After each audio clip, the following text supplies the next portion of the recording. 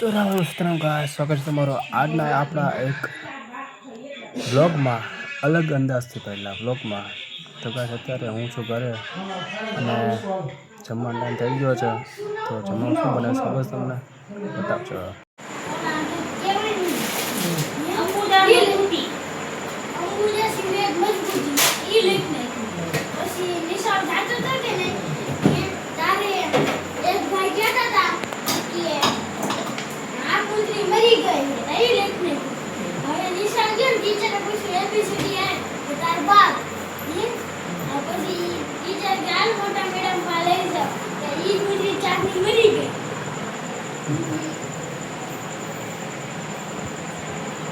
પછી થવું છું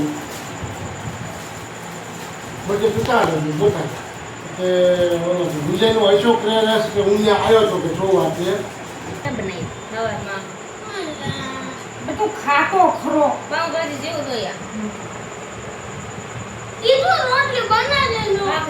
પણ સાયન્સથી રાઈટને ભાગ બહુ તારીખ કંટાળો આવે એ આપણે બધા જ લખણ કરે છે. હા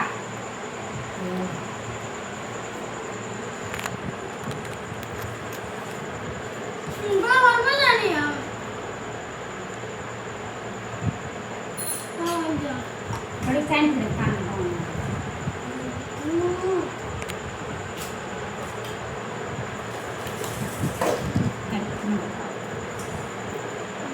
તારી પાસે પાંચથી બધા ખરી ગયો મજા હું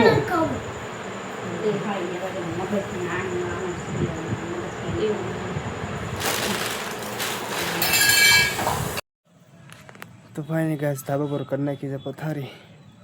અને જો શર્ટ કાઢીને સૂતું કારણ કે ભાઈ ધાબા પર સૂતું ને તો એટલી બધી ગરમી થાય ને કે વાત જવા દે. શર્ટ કાઢવો પડે. જોકે નોર્મલ હતી કાઢી ઉપર આવ્યો છું કારણ કે ગાડલો લઈને થાકી ગયો, પરસો વળી ગયો એટલા માટે છે ને શર્ટ કાઢવો પડે. હમણાં થોડુંક હળવું વાતાવરણ થાય ને ઠંડી લાગવા મળશે ધીમે ધીમે. અને આજે તો ભાઈ મજા આવી ગઈ જમવાની કારણ કે આ તો બહેને અમારા મિસેસે સેવ ઉસળ બનાવ્યું હતું. આવે કે મેં પહેલી વખત મારી જિંદગીમાં ખાધું સેવ ઉસળ.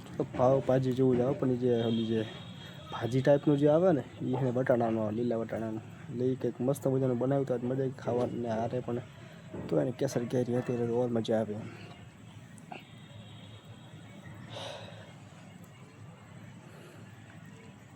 બહુ મજા આવી ગઈ હકીકતમાં રિયલી.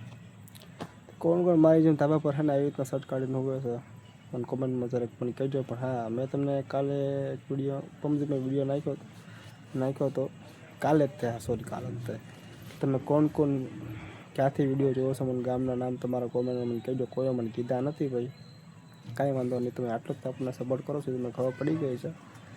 શું કે હગાવાલા તો કોઈ દી સપોર્ટ નથી કરતા એને તો સમજ્યા, પણ તમે સપોર્ટ નથી કરતા એ વાતનું દુઃખ લાગે, બીજું કંઈ નહીં.